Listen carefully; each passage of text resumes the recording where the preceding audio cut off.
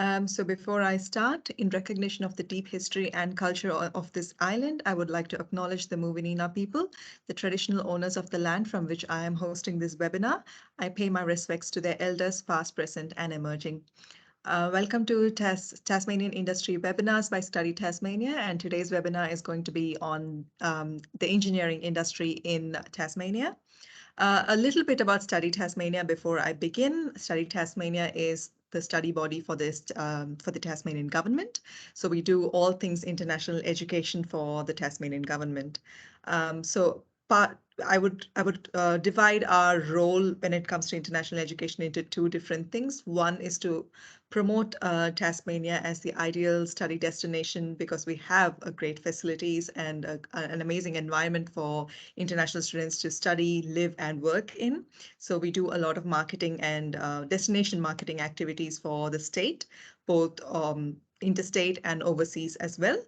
And a big chunk of what I do in my role as Global Education Marketing Officer for Study Tasmania is a lot of support and employment activities, employment enhancing trainings, and so on for international students who are already in Tasmania. I just remembered that I haven't even introduced myself. I'm Nivi. I'm the Global Education Marketing Officer for Study Tasmania.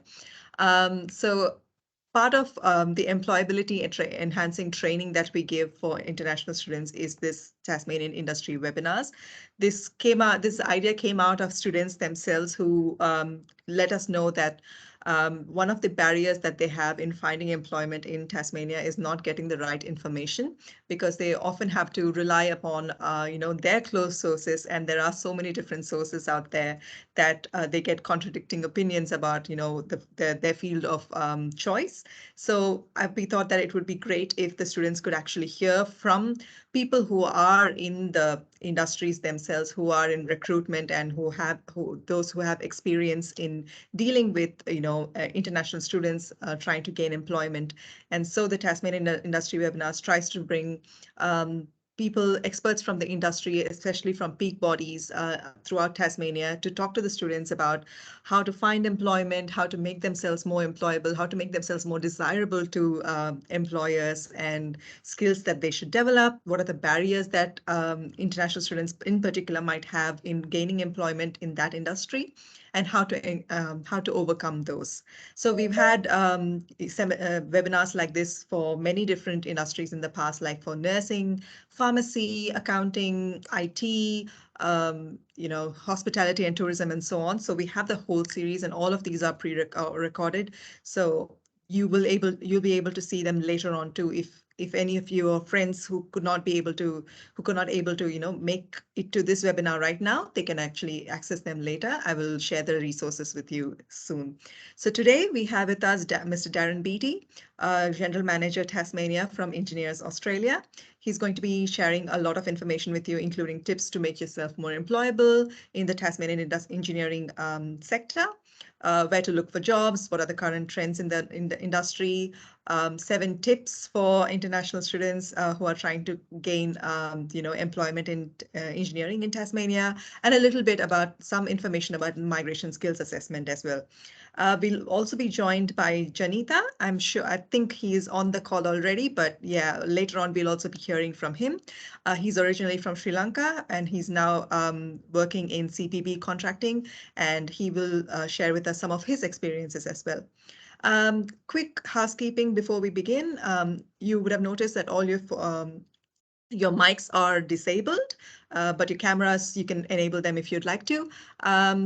Please pop any questions in the chat box while Darren is presenting, if you have any, and I can curate them and I can, ask him those questions myself. Or if you'd like to, at the end of the presentation, if you'd like to ask a question, please use the raise your hand function and I can unmute you and you can ask the question directly to Darren. So that's it from me. Darren, on to you. Thank you so much. Fantastic. Thanks very much for the intro. Yeah, as discussed, I've got probably the presentation to break it down into 4 different parts. 3 of those I'll deliver, and we've got Janitha on the line as well, who will talk a little bit about his experience migrating to Australia and finding work, and also his views on the employment market and some tips there. So yeah, my name's Darren Beattie. I'm the General Manager for Engineers Australia and Tasmania, and also currently acting as Head of Divisions. So I'm coordinating all of our divisions across Australia and our overseas chapters. Part of my role is to work with education providers in Tasmania to encourage student engineers to engage with us, connect with like-minded people, learn from their peers, but also build their own knowledge. I also work closely with our industry partners to support the professional development of their engineering workforce. And today I'm going to, amongst other things, inform you on how membership with Engineers Australia can not only improve your technical knowledge, but also further your personal and professional development, which will ultimately help you advance in your career. But before I start, I'd also like to make an acknowledgement of country too. And I'm presenting from the land of the Muinina people as well. And we pay respects to them, their cultures and elders, both past, present and emerging. So who is Engineers Australia? We're the national body for member professional development, which I'll go through soon. We're the only association to officially accredit tertiary education in Australia, and no other peak body in Australia does this for engineering. This ensures that education you receive is benchmarked against global standards, giving you greater mobility. We also cover all engineering disciplines, knowing that engineering is multidisciplinary. It's important for you to be able to communicate effectively with engineers from other disciplines and have a greater understanding on how it all fits together. So as a professional body, we're quite unique in that we don't represent an industry, we represent the profession and all of those members within the profession. We're also the leading independent voice for the engineering community in Australia and here locally in Tasmania. So what does that mean? We regularly speak on behalf of our members and the profession on important issues relating to engineering. Some of the things that we participate in locally are in the skills roundtables hosted by the government. We're on the Energising Tasmania Workforce Advisory Committee. We're part of a new industry compact for the building and construction industry as well, which is Building Tasmania's Future. And we have regular catch-ups with relevant government ministers and develop policy submissions for anything relating to engineering in Tasmania.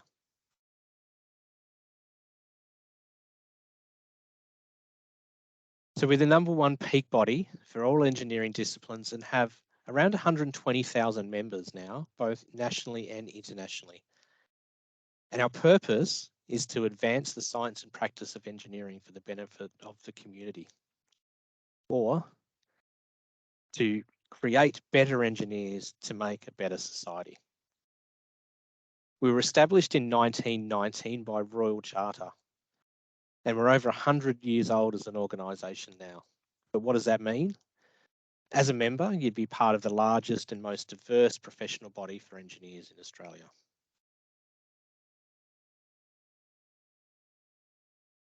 There are 9 different Engineers Australia divisions across Australia, and I mentioned that earlier. So we've got a Canberra division, a Northern division, which is located in the Northern Territory, Queensland, Victoria, South Australia, Western Australia, Tasmania, where we're presenting from now, and then Sydney as well as Newcastle. So that just means wherever you are, we work where you work and have a global presence with our overseas chapters.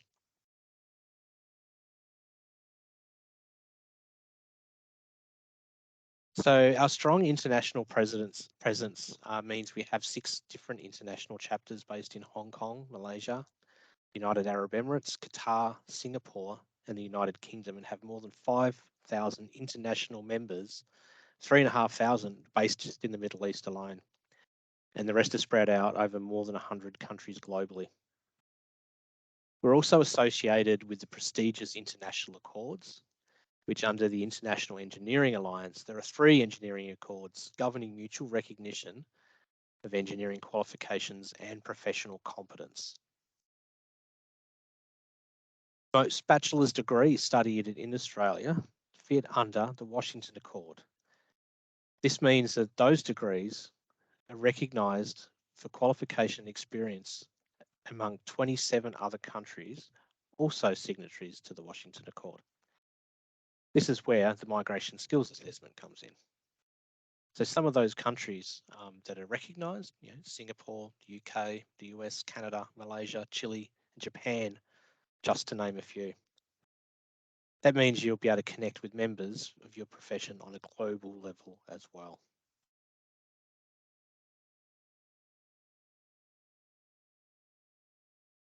Strictly speaking, what are the resources that we offer?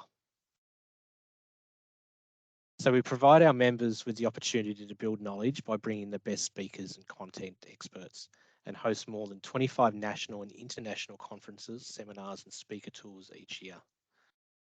We host the Australian Engineering Conference every 2 years, with the last one focused on various topics such as artificial intelligence, robotics, cybersecurity, smart cities, and climate smart engineering. And in 2019, hosted the World Engineering Conference in Melbourne. We also provide our members with the opportunity to build capabilities and conduct more than 1,000 technical events each year across our national divisions and international chapters, which are aimed at providing members with the knowledge and skills required to earn CPD hours and advance their career. This is continuing to grow through our national webinar calendar, which we launched back mid-2019.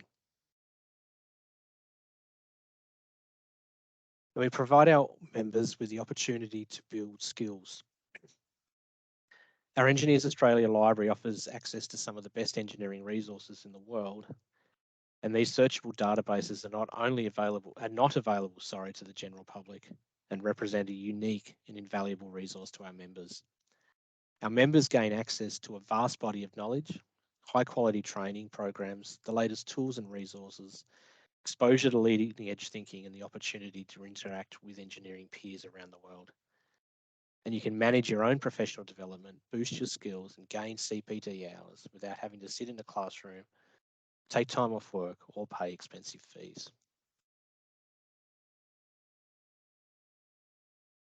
Another thing that we do is we build communities. So we take a leading role in supporting the value of engineering, both publicly through public advocacy campaigns, but also as part of an organisation.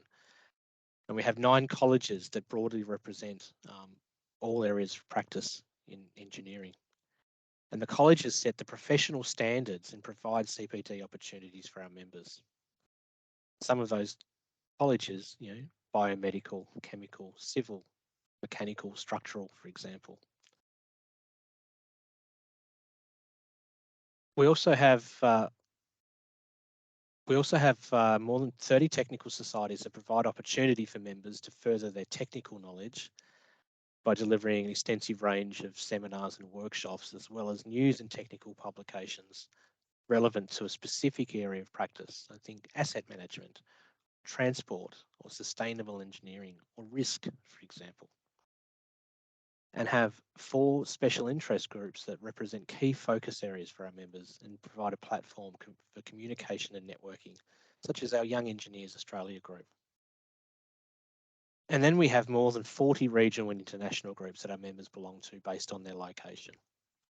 For example, Tasmania has 3 different regional groups based in the south, north, and northwest. The Engineers Australia community allows you to understand and learn about all engineering disciplines. We're able to keep our members connected. We have a wide range of tools for our time pool members to connect, discuss, and debate the things that matter to engineering, and have more than 200,000 followers across our suite of social channels on YouTube, Twitter, Instagram, and LinkedIn and Facebook, which means you can access real debates in real time and also keep an eye on engineering trends that might be happening as well.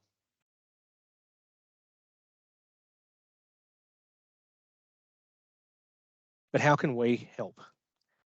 So that's a little bit about us as an organisation, to give you a little bit of an understanding on what we do. I'll just pause there for a moment before I move on to talking a little bit about the engineering employment market in Tasmania and some of the research that we've done around barriers to employment for overseas born engineers as well. So I'll throw to you, Niva. Is there anything in the comment section? And we'll keep moving then. So the engineering market in Tasmania. So currently, engineering is facing a skill shortage with around 50,000 engineers needed nationally over the next 10 years. And this figure could be anything up to 100,000. It's really hard to pinpoint, but we're in a critical skill shortage and a pivotal time with work happening quite significantly, both in Tasmania and nationally. We have a record infrastructure spend planned over the next 10 years of around $27 billion, public and private investment. But we also know that these skill shortages are in the face of unemployment and underemployment of migrant engineers in Australia. But I'll talk about that a little bit more in the next slides. Increased investment in Tasmania's infrastructure is currently seeing a large demand for engineers, with sectors and employers competing for skilled talent. Headlining some of this infrastructure spend is the Bridgewater Bridge Replacement Project, with it being the largest transport infrastructure project ever delivered in Tasmania at $786 million.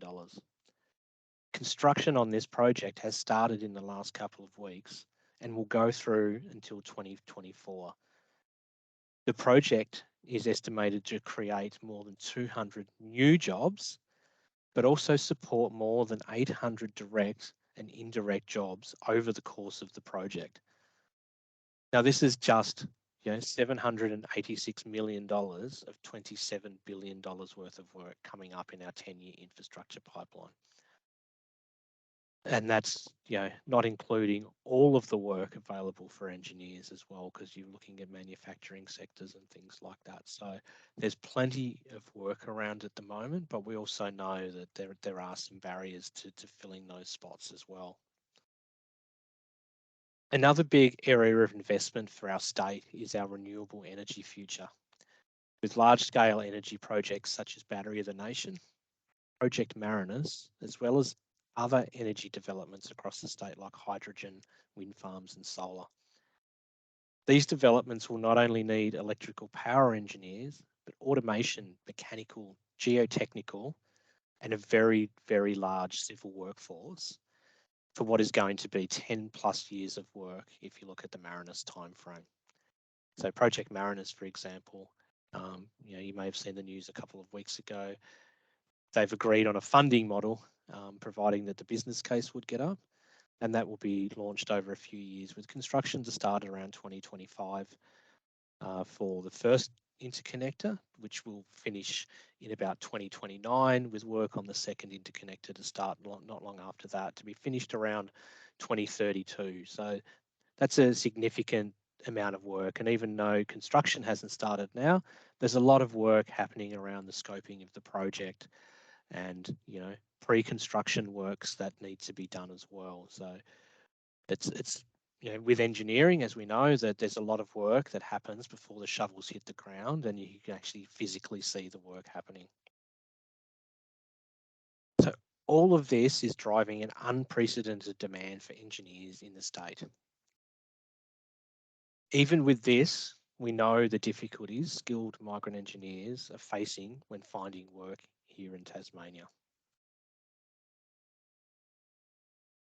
As part of that, Engineers Australia have been doing a lot of work to try and understand what some of the gaps, perceived or real, are for migrant engineers coming to Australia and Tasmania to finding work within their trained occupation. So as the governing body for the engineering profession, Engineers Australia is concerned regarding the reliable supply of skills for engineering, which has been affected by the 2021 international border closures and the initiation of many new infrastructure projects by the federal government. But not only that, locally with some of the things that we've just spoken about then. Overseas-born engineers make up over 58% of the engineering workforce in Australia. However, overseas-born engineers have a higher rate of unemployment.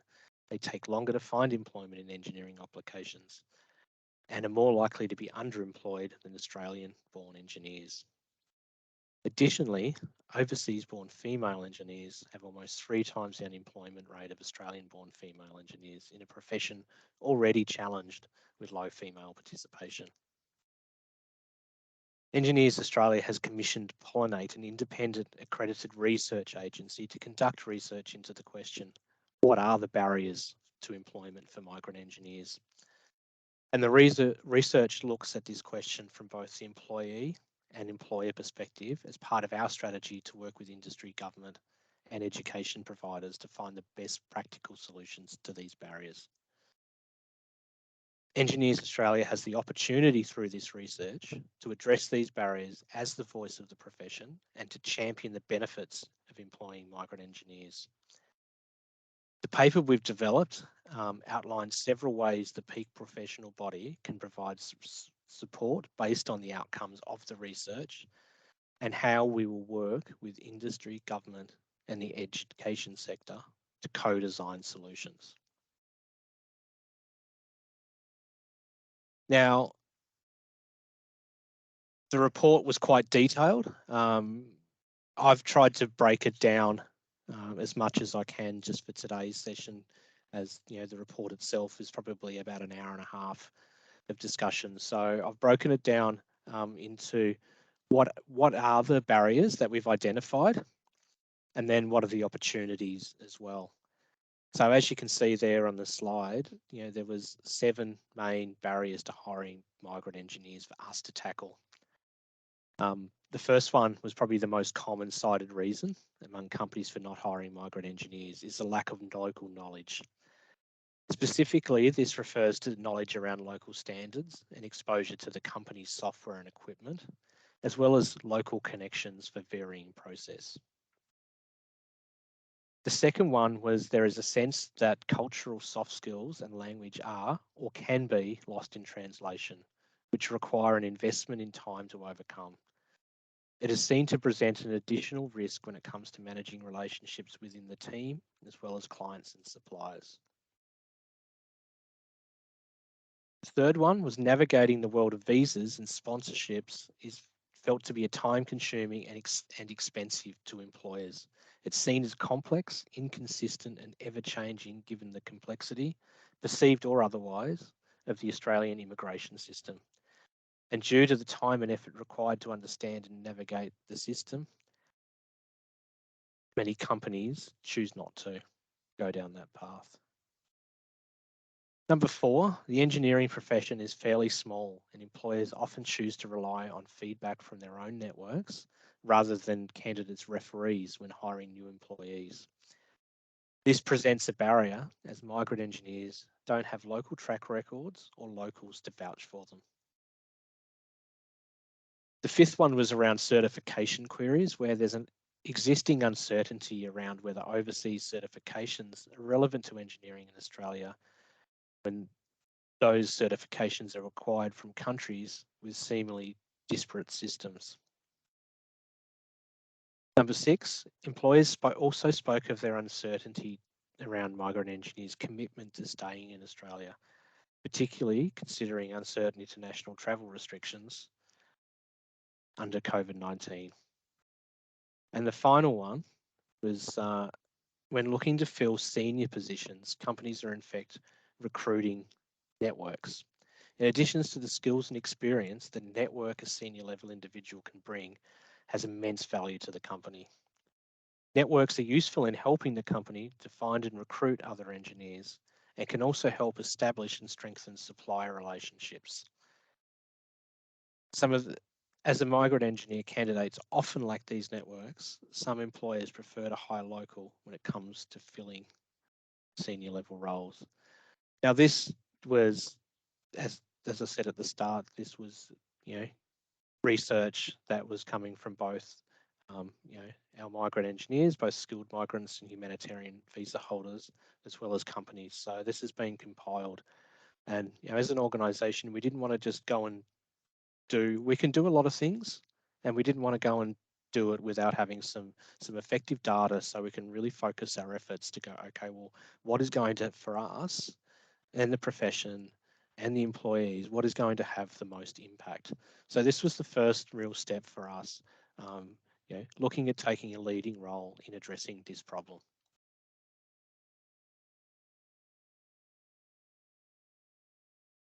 So the opportunities for us was we can really position migrant engineers as a talent pool for engineering requirements in Australia.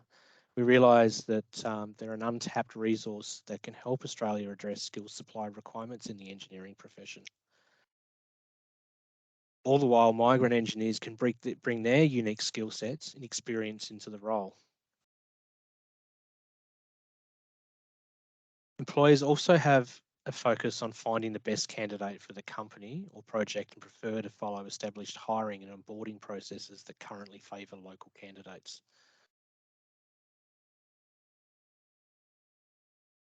There is an opportunity for us to take leadership and position migrant engineers as a solution to the skills supply by addressing the following: positioning them as a collective talent pool and talk to the size of the opportunity for employers, providing credible, trusted information on employment pathways for migrant engineers.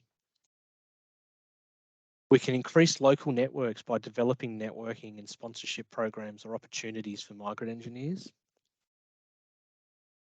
We can coordinate initiatives to build local knowledge and experience. We can assist humanitarian visa holders with credentials assessment.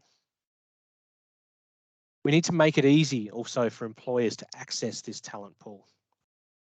But in taking advantage of these opportunities to address the barriers, Engineers Australia can help to ensure we maximise the supply of sufficient skilled engineers for the industry's planned projects, both now and into the future. And I know locally we're at the moment looking at a few different programs that we can run. One of the ones that I've been working on with our education provider, Engineering Education Australia, is going to look, in that slide, that 2 slides ago that had, those 7 key areas. This one program is looking to address most of those. And I think the idea is we'll be calling it our Global Engineer Talent Program, where it's going to look to address some of these gaps, whether they be perceived or not, on a pathway to employment, supported by industry and government. So that's one big piece of work that we're looking at doing at the moment. So we're using this research as a base of what are our next steps and what do we need to do.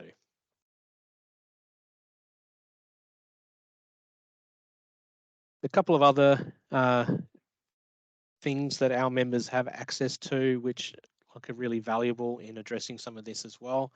So we have Mentor Match, which is a platform a members-only platform, which helps our early career engineers build relationships, where you're mentored by EA's senior chartered engineers, which is a structured 6-month program. So we usually have different cohorts going through that. So just keeping an eye on when the next one's coming up.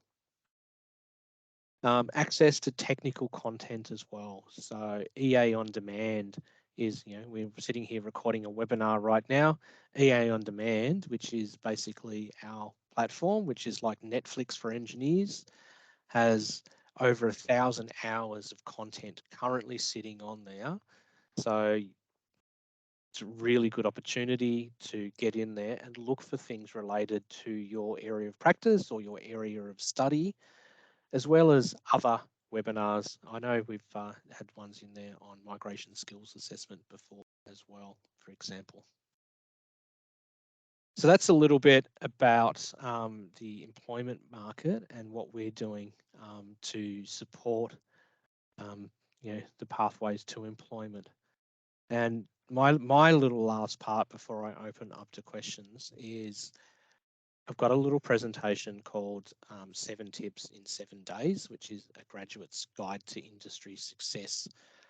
You know, and I'm not quite sure where you're at in your study at the moment, and no doubt you have some time to go before you do graduate and enter the workforce. I'd still like to share some tips and advice. So this was something that we developed down here in Tasmania, which is being delivered nationally now, where we'd got tips and advice from recent graduates, as well as senior engineering leaders on what was the best way to approach graduating and entering the workforce. And some of this you can start on now to give you the best opportunity to survive and thrive and kickstart your professional career.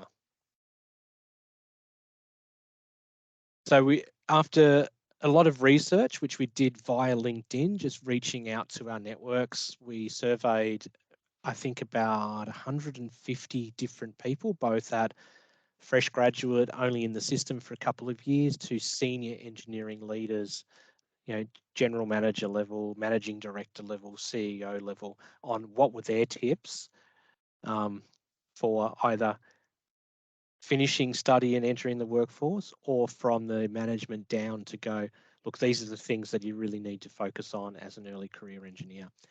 So we broke those. There was a wide range of answers, but we've broken it down into our main 7 tips, which were the themes that we heard the most of, and these things come up time and time again.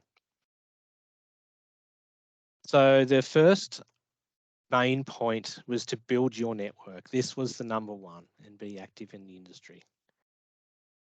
So for those of you that have LinkedIn or don't have LinkedIn, build your LinkedIn network and treat it like your online CV, because it's a really, really powerful tool.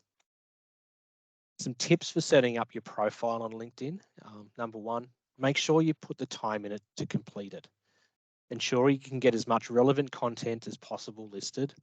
Complete your work history, education history, and volunteering positions that you've held. The second one is to choose a really good photo for it. A clean shoulders up portrait will work best, and make sure it looks as professional as possible. Number 3 is to write a punchy headline. This is what will appear under your name in any searches. I use my position title and where I work, but if you're looking for work, think of something that will get you attention, but the right attention, of course, as well.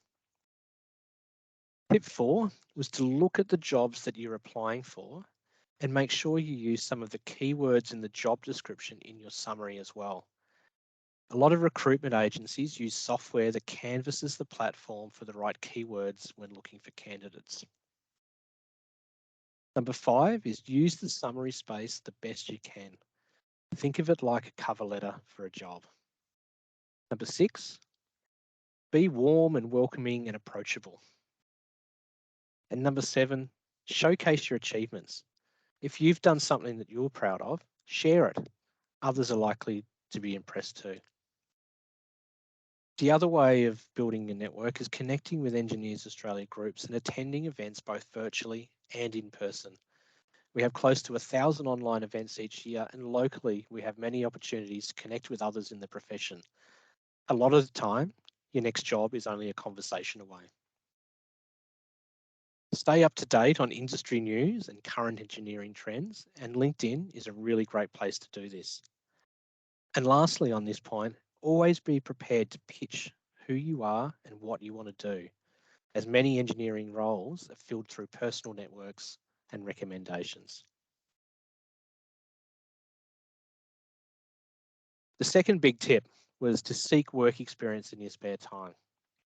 It will show motivation and provide you with industry experience and give you a taste of the different areas of engineering, practical skills that you can apply in your first engineering role. Excuse me for a moment.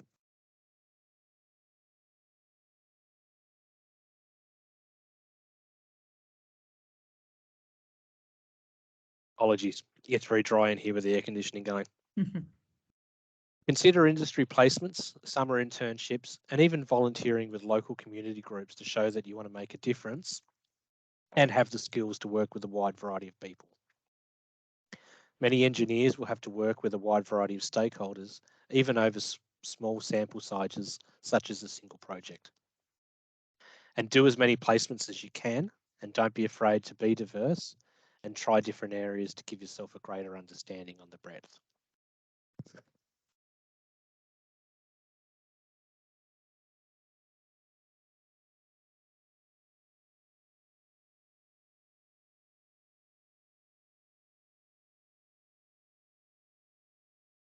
You're still on mute, Darren.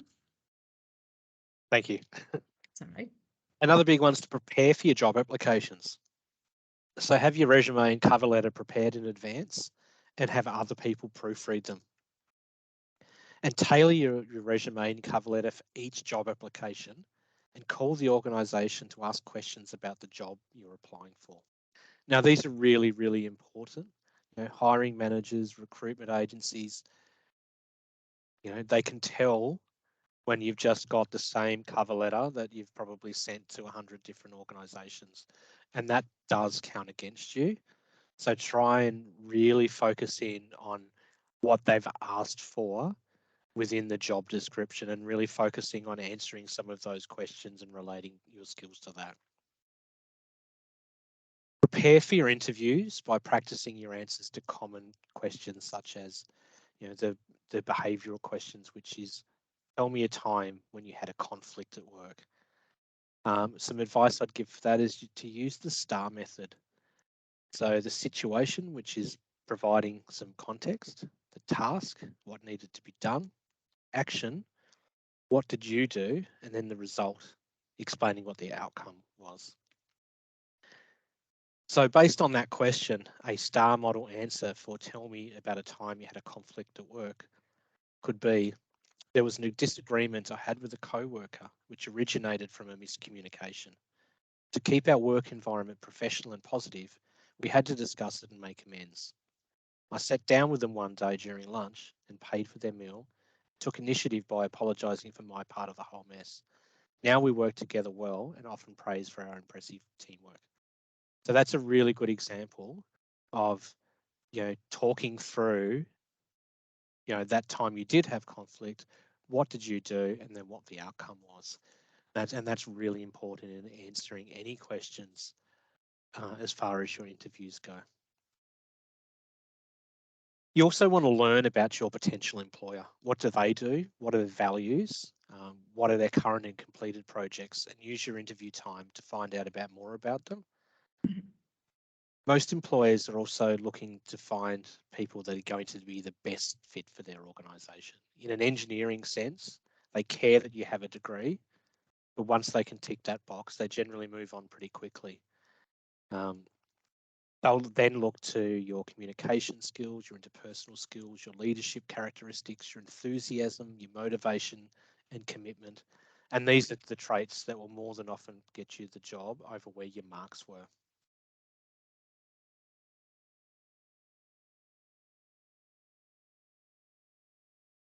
The other one is developing an attitude for continuous learning. So an engineer will never stop learning. Graduating from your university degree or tertiary studies is only just the beginning. Continue to gain technical skills while studying, keeping a diary of all of your experience, because chartered engineers keep a diary of their learning activities called CPD. This is a mandatory requirement in some states where there's a legislative requirement to have a competency assessment to be registered. Some other things to work on are your people skills, collaboration, teamwork, communication, which will complement your technical skills, because you may be required to work with other consultants, contractors, trades, different levels of government, community stakeholders, just to name a few. So these skills will be of equal importance to you as an engineering professional.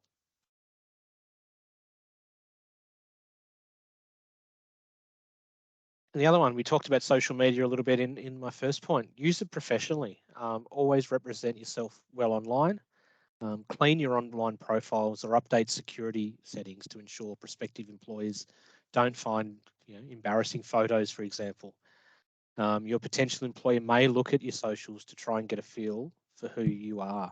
I know a lot of recruitment places do that, and I generally will do that as well when I'm sifting through a big pile of CVs just to try and get a bit of a feel on who is this person that's applying. Mm-hmm. Make sure that, if your socials are going to be their first impression before you get an opportunity, that it's a good one as well. Keep your LinkedIn updated and detailed as if it was your CV, and you can join in on industry discussions online and look for jobs through the LinkedIn network.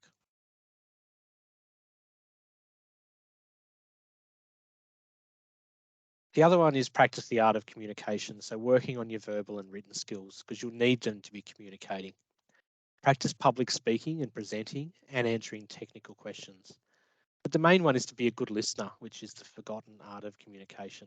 Sometimes what is not being said is the most important part of that communication. So learn to read between the lines and ask relevant follow-up questions, which informs the speaker that you're listening attentively and provides you the opportunity to explore subtext. And never be afraid to ask questions, as nobody expects you to know everything.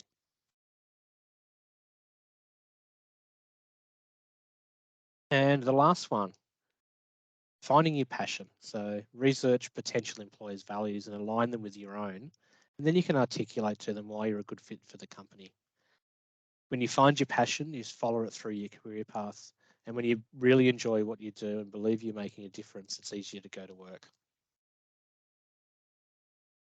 So they were the 7 key tips. As I said, some of them are quite easy to go and apply now.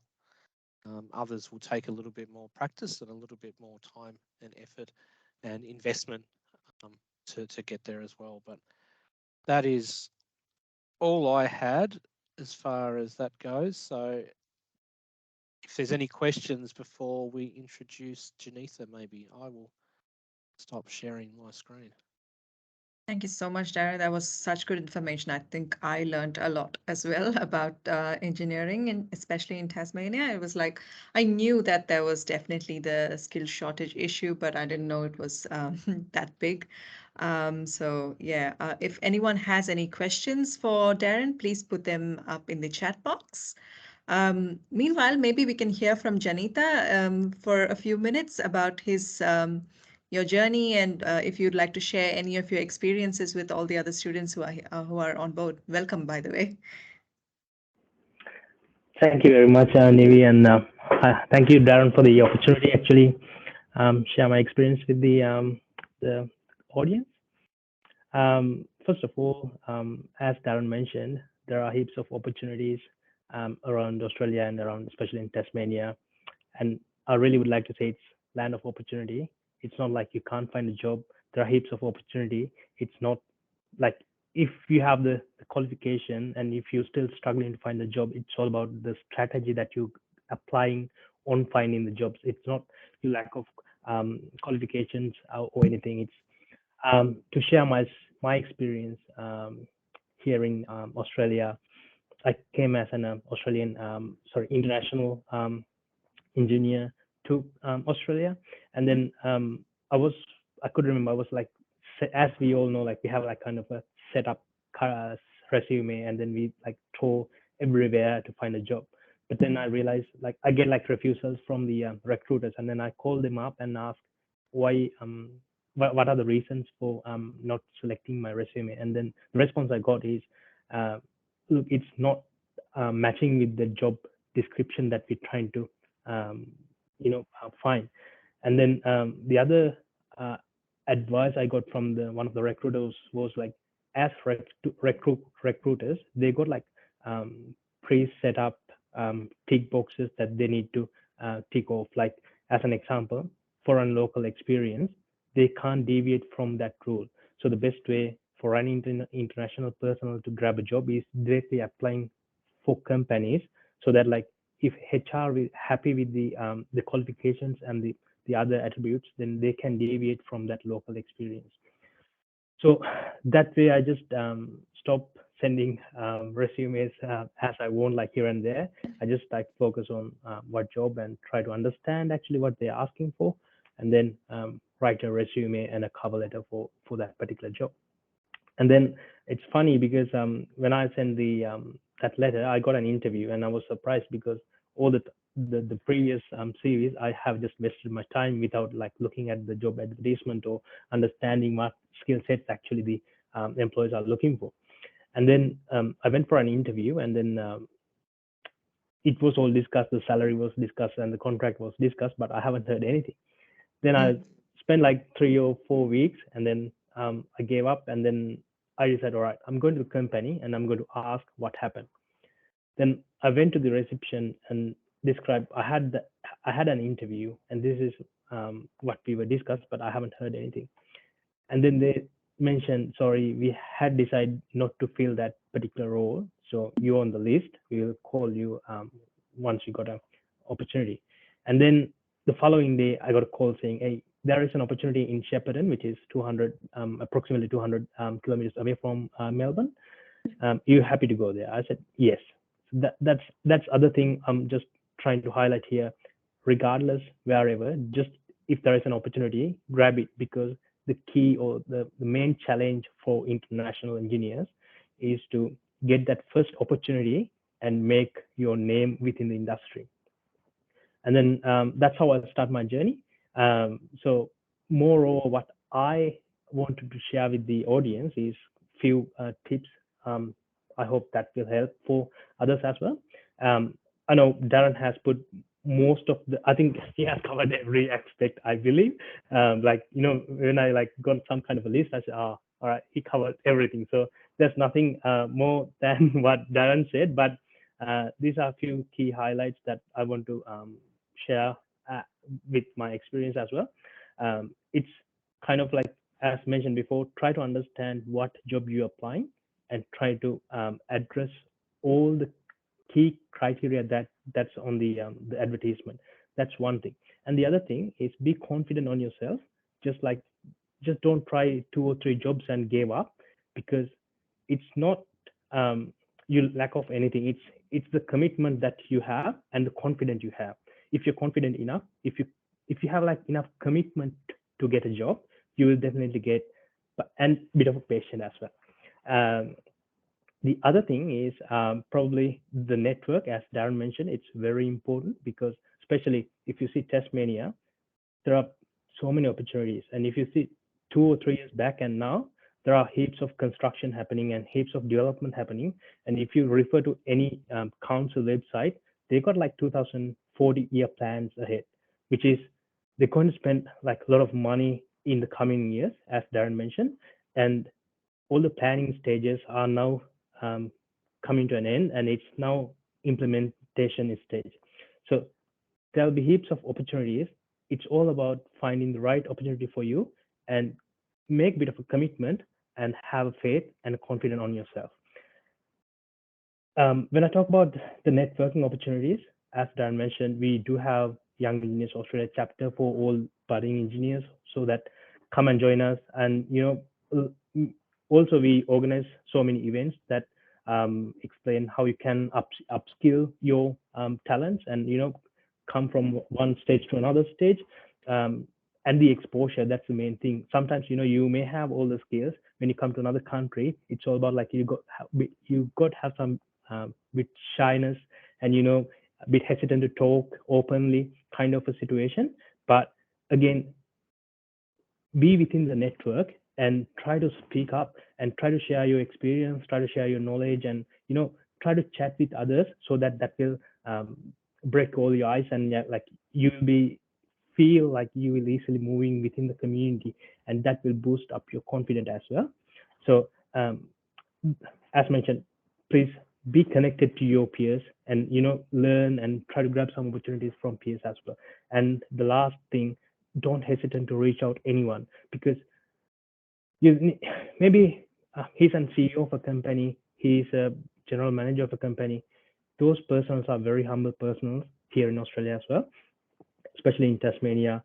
You can't reach anyone, and they know that they also have passed that graduate level, and then step by step they have been to their positions. So they are very welcome to open hands and guide us through to how to go to that path. So don't be hesitant. If you got like a feeling, yes, I should reach out to that person, just LinkedIn, it's same as Facebook for a professional stage. Just reach out to that person and try to have a conversation, try to have a coffee with him and grab some important details from him, or just ask them to please guide me. One day I want to be in a position like you, and what should I do now? Those kind of small steps at that stage will like easily helpful to go that far in your career and grab opportunity as well. Maybe with those kind of a conversation, he could say, yeah, you look good, and I'm happy to take you to my team, and there is an opportunity. So, because opportunities are everywhere, and we never know when it's come onto us. And the other thing, regardless how hard it is, please grab your first opportunity, because that can make a huge impact on your career, and then go step by step and climb the ladder. I think that's it, and hope like everyone got something and some out of the my story as well. And everyone, I would like to wish very best, and don't hesitate to do anything, because one is willing to help everyone.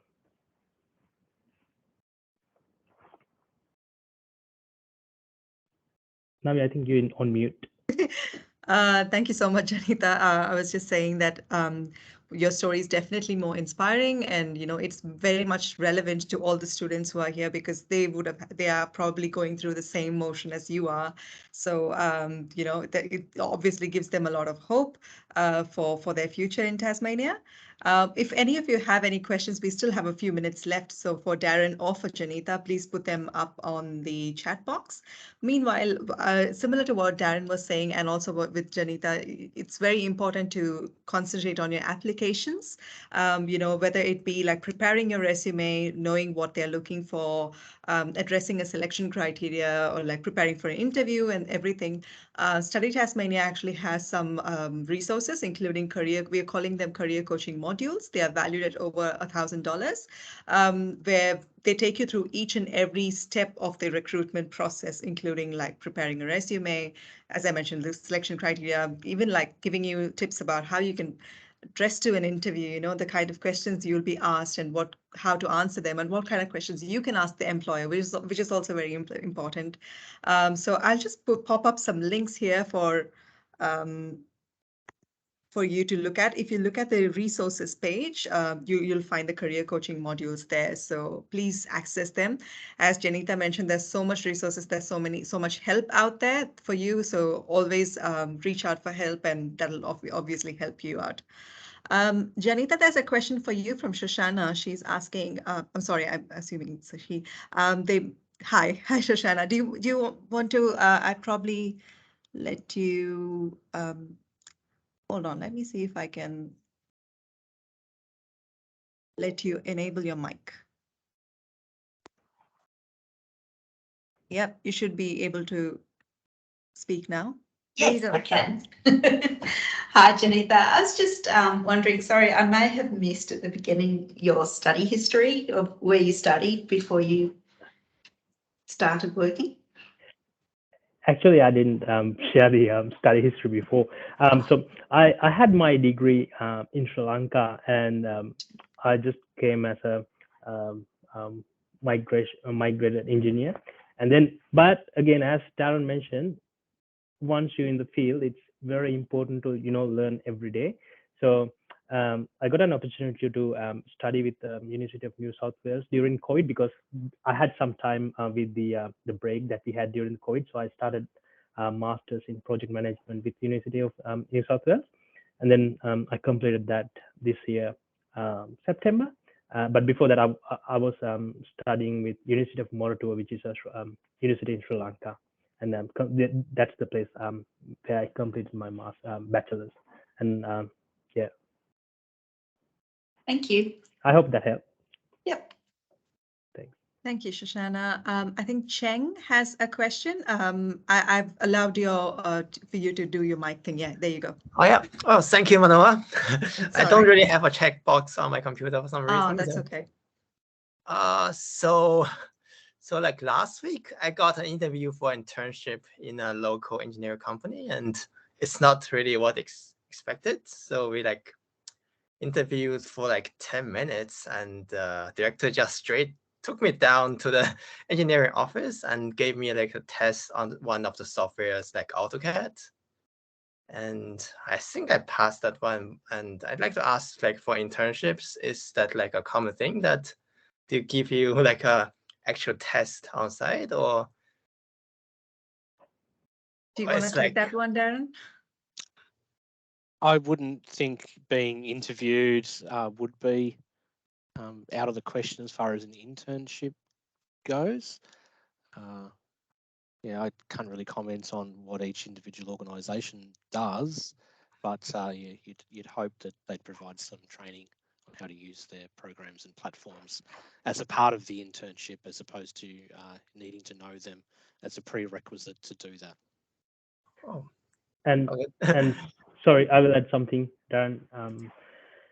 As Darren mentioned, like different companies do have different processes, how they filter out personals or how they choose their candidates.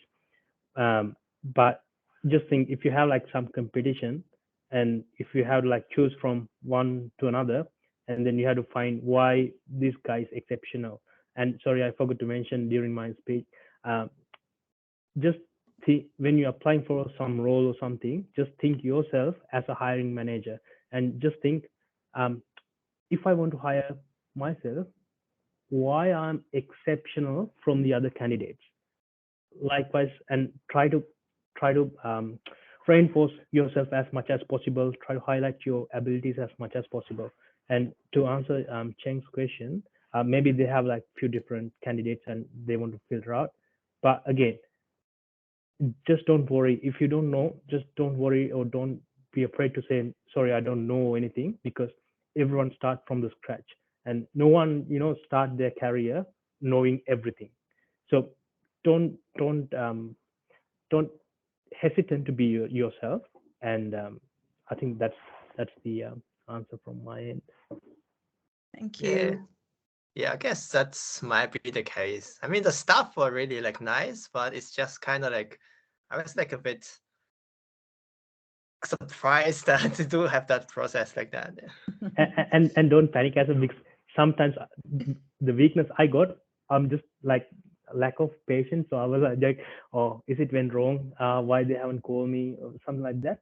Just like, let it go and give some time. Hopefully you hear like a good news. Else, you don't hesitate to go back to them and ask why I was not selected and where are the areas that I can improve, so that you get the feedback. Just do it. That is very important, because that will help full for to do another interview. So everything is a learning opportunity and everything is a learning curve. I'm not saying that you're not going to get it. I'm just saying, in case, like, I wish you definitely will get that, but in case if you miss that, don't hesitate to go back to them and ask what happened, and could you please give me a feedback so that I can improve myself. It's always about improving yourself day by day and be a better person than yesterday. Yeah, well, good. Thank you, Janita, for the advice. I think like still like currently the engineering positions in Tasmania are still pretty tight. I mean, I checked out the LinkedIn job ads and it's pretty much there are like 100 people applying for one position at the moment for all jobs. So But probably only about 20% of the engineering roles available in Tasmania are being advertised through LinkedIn or Seek or anywhere visibly. Engineering is part of the hidden job market where most of these roles are filled through networks, and we did go over that a little bit earlier. So just because you don't see the jobs advertised online doesn't mean they don't exist. is it a good idea to like go to the recruitment agencies for like more opportunities? Like, do they have like hidden networks or something? Cheng, what I would suggest, just choose few companies that you would like to work, and just go to the companies and have a chat. They probably have some opportunities, and if sometimes those chats will give you an opportunity, like, oh yeah, come and join us or something like that. So just try to research and list out few companies that you like to work and match with your skill sets, and then just don't hesitate to go and have a chat, because as mentioned, every company is willing to get good team members into their company, and if you go there, then they will see you as a committed person, because you go over and beyond. Just rather than sitting and trying to find a job, you just go and have a chat, and don't be hesitate. Just go and have a chat because Yeah. there's nothing to lose, you know. Yeah, okay. That's inspiring. Okay, thank you so much. Thank you, Cheng. Shoshana, did you have something to share? Oh, just one last one. Would there be any engineering industry networking events happening down here at all? Yes, so we've got our end of year celebration happening on the 30th of November at Shambles Brewery in North Hobart. That'll just be a good networking opportunity to wrap up the year. Our young engineers group are looking at hosting a small quiz on the night as well, so that should be a good fun opportunity. Regarding the job space, we'll be hosting a careers fair down at UTAS campus in Hobart on the 9th of March 2023, where we're hoping to have somewhere between 20 and 30 different industry exhibitors there. It's usually really popular both with industry and the students. We're actually going a little bit wider this year as well, so we'll have an exclusive opportunity for UTAS students, but then after that window of time closes, we'll open it up for recently graduated students that are still looking for work and also other job seekers from whatever. So it should be bigger and better this year. Lovely. Yeah, Sounds thank great. you. I'll have to rejoin Engineers Australia. I've let it lapse. So, yeah, my question for you, Darren, was like, what is the procedure like to join Engineers Australia? Is there a subscription? If you can give some details about that, that would be great. Yep, sure. So for students, currently studying accredited degrees, we provide free student membership. Okay. For those that have graduated, we provide different stages of membership depending on career level, as well as concession opportunities for those currently looking for work as well. That can all be done through our website. Is the best way to do that. Great. I'm just going to copy and paste the link to your website in case anyone wants to look into that. And definitely, yeah, if any of you are students, then I think that you should definitely take it up and join the group. There's like so much resources and activities, as Darren had mentioned earlier. So that should be really good. I think we've gone over time. I'm really sorry, but I think someone's typing a question, I'm thinking. So yeah, I'll probably just wait for the last one.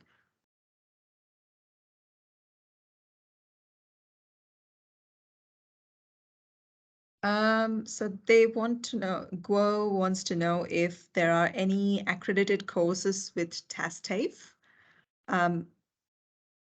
Not accredited by Engineers Australia. There's very Yeah. few TAFE courses around the country that are accredited. Mhm. I think there's potentially a couple in South Australia Mhm. and Queensland might have a few accredited courses, but if it's a skill set that you're looking for regarding TAFE, so they do I think a diploma in civil engineering drafting, where civil engineering drafts people are in very high demand and short supply at the moment. Right. Thank you. I hope that's answered your question, Guo, but if you have anything, if you think they have a follow-up, sorry.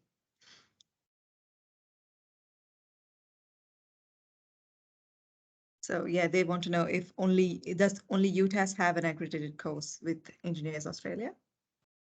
Yes, so all of the bachelor's degrees and some of the newly developed master's courses at UTAS and the AMC in the engineering space either have full accreditation or provisional accreditation. Thank you. Thanks for the questions and for the interaction. It was really good. I think it went really well. I learned a lot. I'm sure that it would have been a lot more relevant for all of you since you're already in the field. So as I mentioned earlier at the beginning of the webinar, the webinar has been recorded. So it should be available on our website, hopefully tomorrow, maybe on Wednesday, and it will be out on our YouTube channel as well for you to look at later. And if you would like to share it with any of your friends who couldn't make it to the live session.